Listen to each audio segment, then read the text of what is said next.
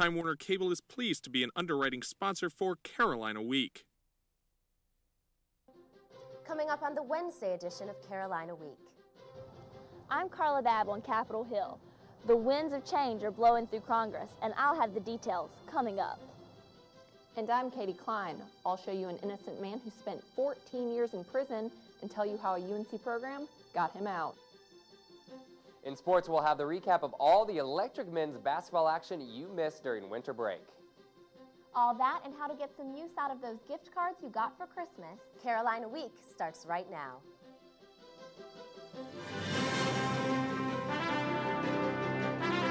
From the School of Journalism and Mass Communication at the University of North Carolina at Chapel Hill, this is Carolina Week.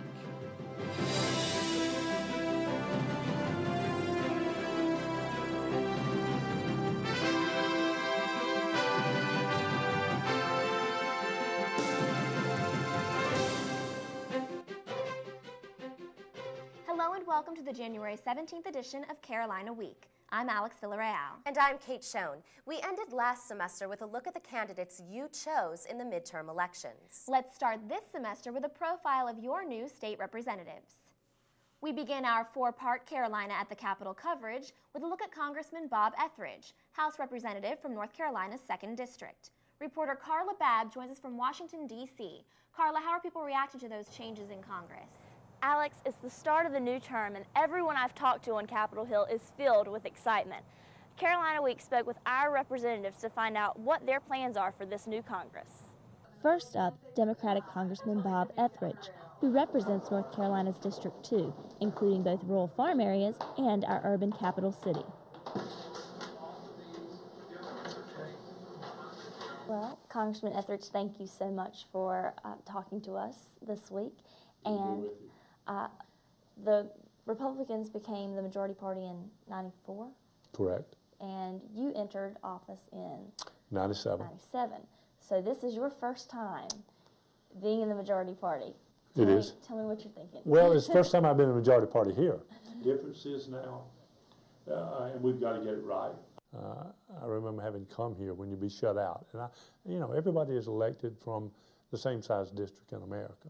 And I think the system has an obligation to work.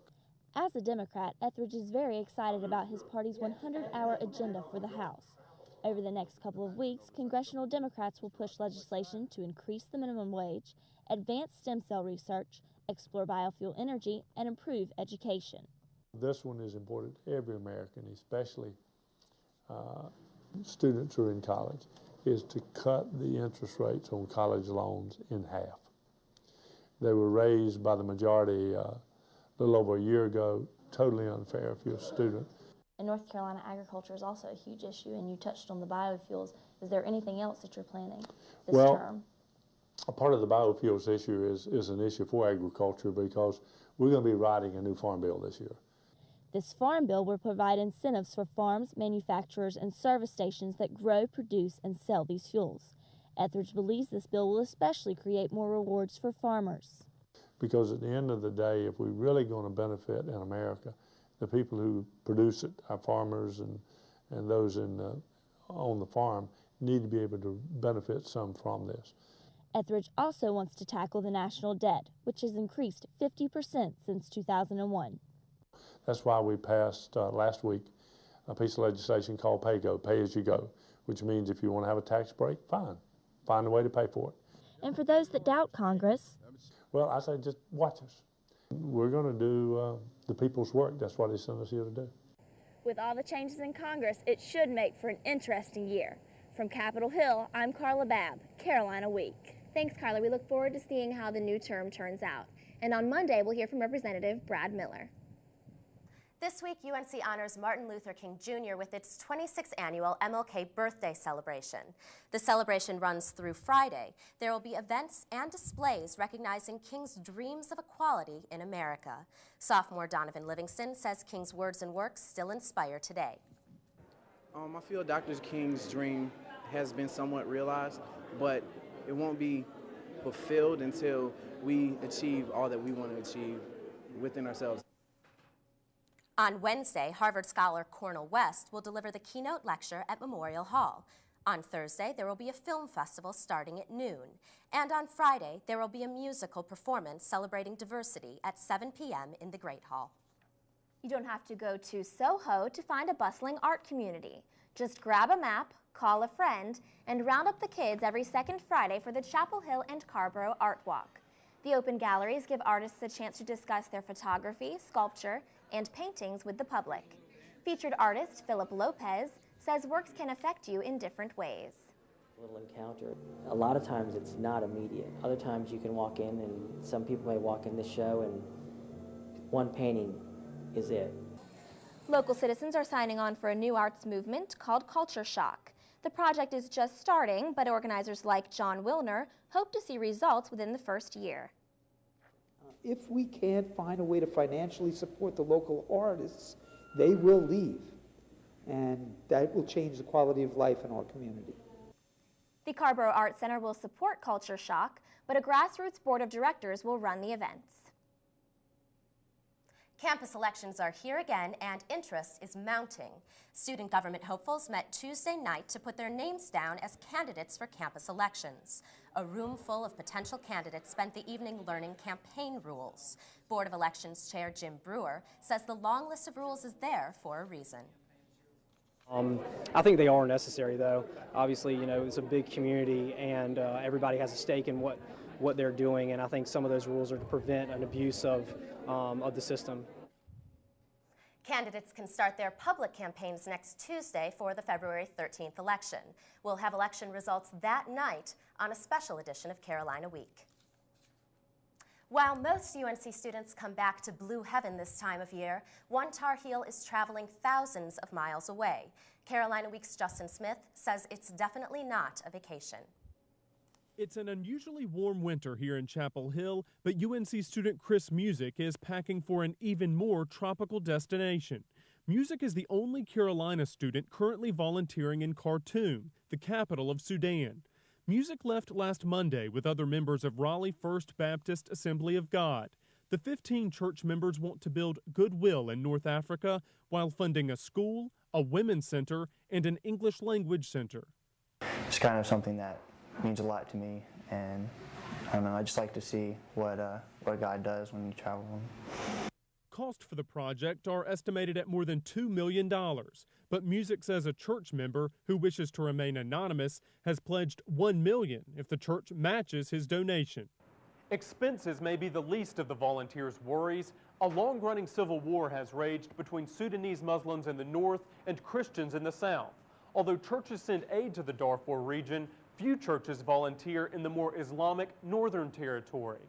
Volunteering in a place where Christians are killed for their beliefs will be scary. Music had visa problems in October because of the danger, so he doesn't know what to expect. So all I know is what I've seen on TV, so like Baghdad and Iraq, Iran, that kind of stuff. It's definitely worth it. Yeah, who gets to go to Sudan?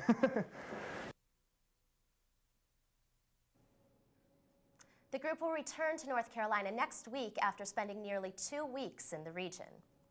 Well, Music isn't the only one helping those in need. Coming up, the story of one campus group that is helping to free innocent prisoners.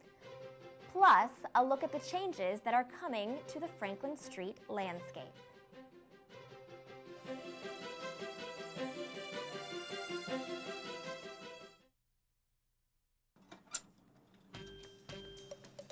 Hey man, what's up? Not a whole lot, man. Just waiting on the bus. How about you?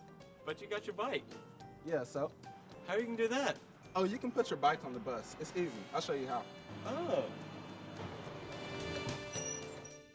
First, pull the rack down. Then, just lift your bike and place the tires in the rack.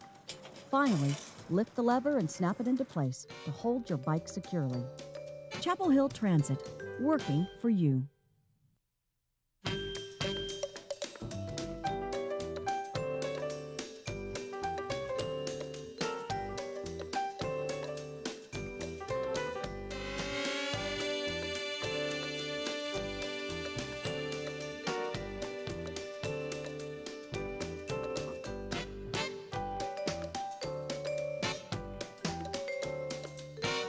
Awaken your creativity. Do your thing at the Art School at the Art Center in Carborough. Many people in prison claim to be innocent, and sadly, some of them are. Katie Klein joins us from the newsroom with a story about one such man. Kate, it took a long time and a lot of work by Carolina students to get James Parker out of prison and his conviction overturned. Out of everybody that lived in Union County, why did they pick me? I honestly and truly don't know. James Parker spent 14 years in prison for crimes he didn't commit. I kept telling myself, I said, yo, this situation is going to fix itself. But it didn't never fix itself. It didn't never fix itself. It stayed the same. In 1991, a jury convicted him of molesting 4 children in Monroe, a town just outside of Charlotte. The judge sentenced him to 3 life terms plus 60 years. But with every vein in my body, I was telling the truth when I was in that courthouse. I never touched no kids. Parker mailed more than 150 letters proclaiming his innocence to people across the country. He heard back from the UNC Innocence Project. Almost every case where an innocent man is freed, there's a huge element of luck. The group's advisor, Richard Rosen, helps law and journalism students look for new evidence in cases when the inmate claims to be innocent. We're not playing legal tricks here. We're not playing games. We're looking to see, is there a reasonable possibility that this person could be innocent? The files in Parker's case have been lost or discarded. It's likely he'd be in prison for the rest of his life. In Parker's case, students re-interviewed many of the witnesses and the victims recanted their previous testimonies. He pled guilty to lesser charges in exchange for his freedom. Hearing the feedback from your advisors, it's fascinating. The Innocence Project president, Caroline Elliott, says the group allows students hands-on experience they don't get in the classroom. And it can be heartbreaking when you say, this person's innocent, and our advisor will say, yeah, but there's nothing we can do. But the students got one victory when it came to Parker. If you get 1 out of 1,000, if you think about that person's life, if you think about somebody being in prison for life for a crime they didn't do, whatever effort is put in to find that needle in the haystack is worth it. And Parker now lives in Brooklyn, where he's adapting to life pretty well. He says he takes things a day at a time. He gets a lot of support from his sister, who you saw in some of those photos, and other members of his family. So, Katie, what requirements does the Innocence Project have when they're deciding who to help? Well, Kate, obviously the person has to be claiming innocence. Also, he or she has to be incarcerated in North Carolina and have at least 3 or more years left on their sentence. Katie Klein live in the newsroom. Thanks, Katie. If you're heading to Franklin Street anytime soon, get ready for some changes. Pepper's Pizza is moving a few doors down to the old Miami Subs location. The building is being renovated, and the folks at Pepper's say they're ready to move in as soon as it's finished. And the pizza parlor isn't the only place on the move. Julian's is also changing locations. The men's clothing store has been a popular destination for belts, suits, and colorful ties for 65 years. Owner Missy Julian Fox says the move shouldn't worry customers. So I would encourage or urge our fellow customers to not be so tied to the place as to the essence. Fox says the new location is a secret for now. The current store will stay open until mid-February. Changes spread to UNC's campus as well, as one lovable spot receives a facelift. This trailer serves as a temporary home to the Daily Grind Espresso Cafe, normally located inside the student store. Work crews have been busy demolishing the old site to make way for a more spacious Java Junction. But it looks like the move hasn't interrupted these patrons' daily coffee cravings. The Daily Grind's new home is slated to open at the end of this semester. Most of us need to copy and print to keep up with class assignments, and now we have to pay for it. But with the new printing system, students are using less paper and cutting down costs for the school. Joe Shuck of ITS says making students pay for copies in the computer labs has cut down the amount of printing. Over the last 6 years, printing on this campus had increased between 20 and 25% annually. For this year to date, we are 10 million pages below where we were last year at this time. So it's a huge savings. Students will get an additional 300 pages since ITS came short of last year's projected 43 million pages. That would have depleted the printing budget by $1 million. The human papillomavirus, or HPV, is one of the most common sexually transmitted diseases. At least 50% of sexually active young people contract a strain of the virus at some point during their lives. That's why Student Health Services is offering female students a new HPV vaccine called Gardasil. Gardasil protects against the 4 most dangerous strains of HPV that can lead to cervical cancer. Medical personnel give the shot in 3 different doses during a 6-month period. Junior Lydia Howard says that 3 shots are worth avoiding HPV. I know people that have gotten the HPV virus. I know that it's more common than a lot of people think that it is, and I would definitely get the 3 shots. If you want to get the vaccine, the 3 shots will cost you a total of, now hold your breath, nearly $450.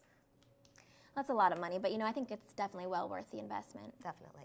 We now welcome weathercaster Jonathan O. Hi, Johnny O. How's it going? It's all right. We've been busy over in the Weather Center because of all the advisories that have been popping up throughout the area. Yeah, I feel like we've been going from one season, it felt like spring a couple of days ago, and now suddenly winter seems like it's hitting us hard. So Right. can you tell us what's going on? Well, it seems like that a new air mass is just coming through the area, a really cold one, and it's going to change things around a lot. And I'll have all the details in just a moment. But after an unseasonably warm weekend, winter has finally arrived. Will you have to dress up and bundle up like this young lady does? And will I use the 4-letter word, the S word, in my forecast? Stay tuned. Details are coming up.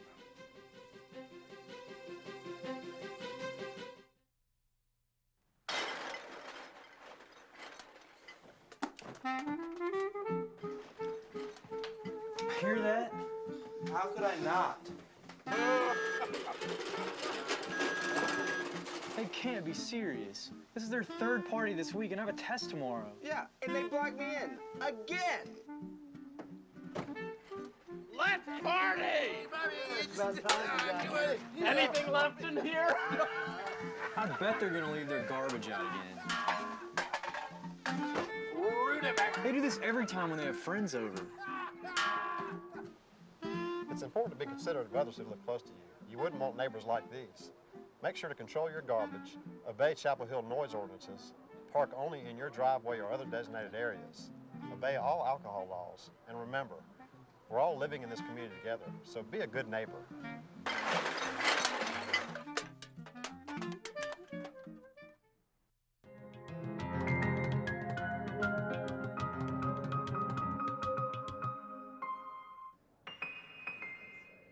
Hello, everyone, and welcome back to Carolina Week. I'm Jonathan O. Hope you're having a wonderful Wednesday. We have quite a bit to cover in our weather segment, so let's get to our headlines right away. There is going to be a chill in the air for at least for the next week or so because of a cold air mass that is in our area, as well as clouds starting to move in and out after Thursday. The clouds are in their way now, and they'll be out of their way on Friday, as well as drying up our conditions because we have a system that's coming through, and then with it, it's going to take out a lot of the moisture, and so things are going to start clearing up, and we're going to see clearer skies. Taking a look at the southeastern satellite radar, notice that there is snow located right here toward Texas, the eastern section of Texas, and there are clouds strewn all over that section, even into North Carolina. However, this is not exactly the storm system that's going to be giving us that snow. If we look at the national picture, notice that there's a disturbance located right over the coast of South Carolina. This is a low pressure system that's going to be developing. If we look at the surface map, you might not see a low pressure system there, but there's one that's developing right off that coast. And of course, there's a low pressure system that's been bringing a lot of the snow and devastating weather for those of people in Texas. What we're going to see in 24 hours on Thursday, there's the low pressure system that's developing. There's the cold front that's bringing all that cold air. That's the reason why we're going to see a slight chance of some sleet and possibly some snow as well, but mainly just a freezing rain, mainly in the morning hours. And then until Friday, the system will move out, things will start clearing out, and then we'll be seeing some partly to mostly cloudy conditions.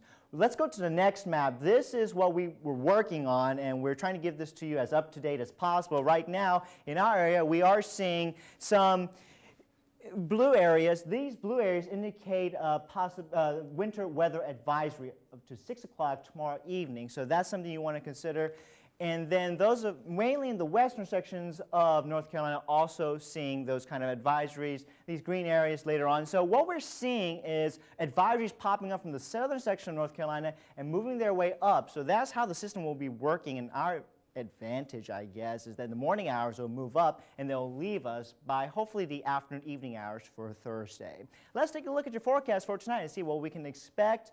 Actually, let's go to the 4-day forecast. What we're going to expect tonight, actually, will be temperatures in the upper 20s. It's going to be quite chilly, and please be careful because precipitation will start coming down. And then on Thursday, things will start getting mixed up with sleet, snow, possible freezing rain, so be careful on the roads. Mainly higher elevations is where we're going to be seeing some danger. Mostly level ground should be pretty cleared up. Temperatures will be in the 40s, lows will be in the 30s and 20s, and then things will start clearing out for your weekend. If we look at the mountain conditions, we'll be seeing this, partly to mostly cloudy skies, highs will be in the 40s, lows will be around freezing. And then for the coastal forecast, again, temperatures will be near the 50-degree range and around the 30-degree range for your lows, partly to mostly cloudy conditions for that as well. So you might want to just stay inside and probably just study, since we're studying the first part of the spring semester. But it is the first part of the semester, and frankly, I kind of want it to snow. I want to see North Carolina turn into a winter wonderland. Wow, we'll see. Thanks, Johnny. Well, sportscaster Brandon Curry joins us now. Brandon, we had a loss this past weekend. A pretty upsetting loss, and I actually have to apologize to our favorite Dookie at the end of the table. I ragged on you all when you lost Virginia Tech, but we'll talk about that later. Coming up in sports, it was a matchup of some of college basketball's superstars, and oh yeah, we're not talking about the men's team. The women's team stole the spotlight on Monday in a top 5 tilt. Highlights coming up.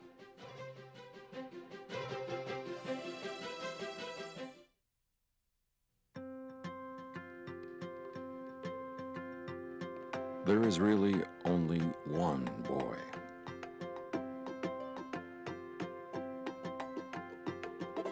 One girl.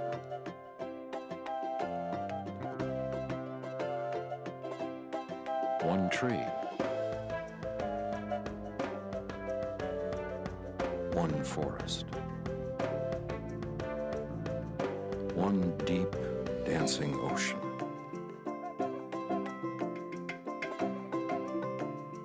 One mountain calling. One handful of sand through our fingers. One endless sky overhead. And one simple way to care for it all. Please visit earthshare.org and learn how the world's leading environmental groups are working together under one name, EarthShare. One environment, one simple way to care for it.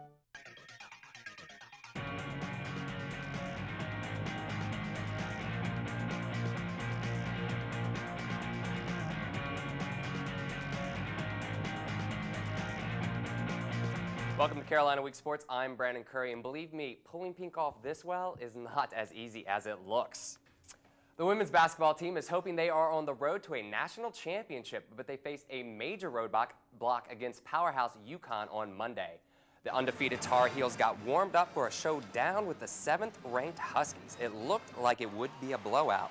In the first half, the Heels built an 11-point lead led by junior Alana Larkins under the basket. Larkins recorded 15 points and a career-high 16 rebounds in the game. But the Huskies came surging back late in the second half.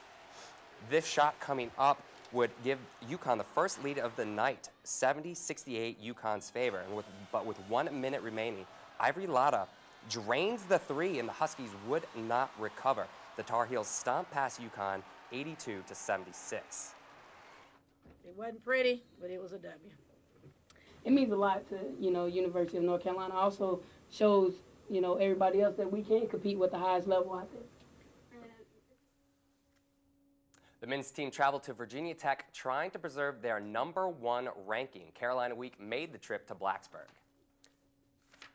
From the tip, Tyler Hansborough passes to Rayshawn Terry for an immediate 2 points.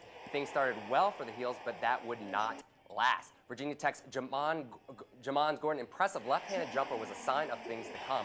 Then Hokies Munson puts one in for 3, giving them a 23-21 lead. The noise in Castle Coliseum was insane. Hey, look everybody, those are my Hokie parents waving, hey, having a great time. I was not. To the second half, Gordon passes to Dowdell, who, holy moly, I have to see that one again.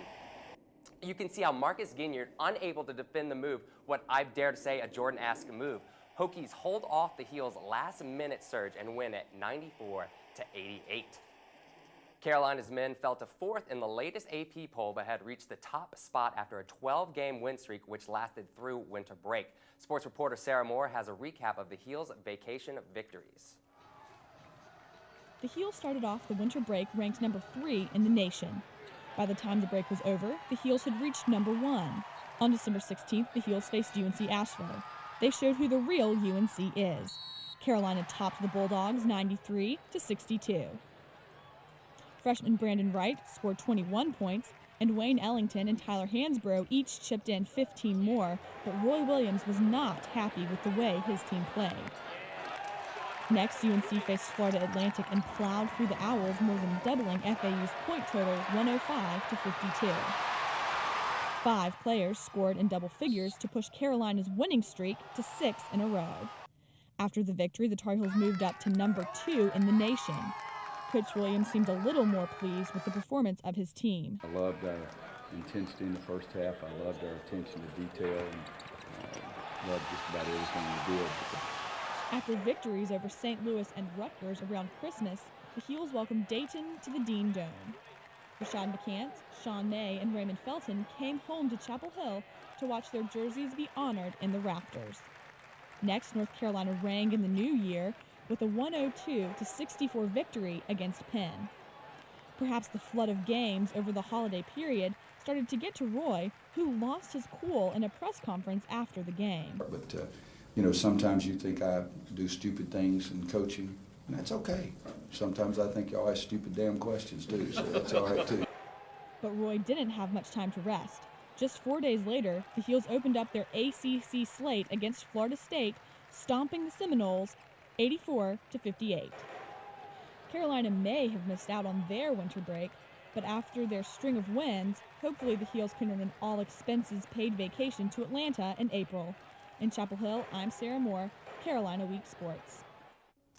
I have to mention tonight, 7 p.m. ESPN, Carolina taking on Clemson, who is having an amazing season.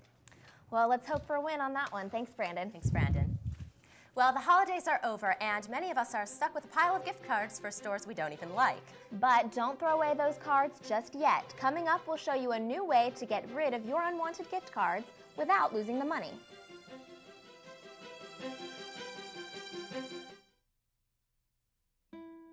The Ronald McDonald House is a nonprofit organization that provides a home away from home for families of children being treated at UNC hospitals. Since opening in 1988, the house has welcomed more than 1,000 families each year to stay at this safe haven. The house relies heavily on community support. How can you help? Become a volunteer. Help the house that love built. The Ronald McDonald House, the house with a heart. If you have a story idea, contact Carolina Week at 843-8292. You can also visit us online at carolinaweek.org. If you have questions about this program, write Carolina Week at Campus Box 3365, UNCCH, Chapel Hill, North Carolina, 27599. Millions of dollars in gift cards go unused every year because people don't want them. A new website, www.plasticjungle.com, offers a few new ways to help consumers get rid of gift cards they don't plan to use. Instead of throwing your unwanted gift cards into a drawer and just letting them expire, you can sell or trade them online. This new type of e-commerce seems to be exactly what some people need. To be able to get money for a gift card, that you're not going to use would be perfect. You can use it for something else that you may need. So I think that's an awesome idea. Plastic Jungle is the only website that allows users to swap their unused cards or to buy and sell them for cash value. If you're feeling especially generous, the website will soon let you donate the value of your card to charity. I always thought that the gift card was you couldn't lose with that sort of gift. I know, it's supposed to be the kind of gift where you don't know what the person wants and you just give them that. Exactly. I guess not anymore. Well, not anymore. That does it for this edition of Carolina Week. Thanks very much for watching. Good night.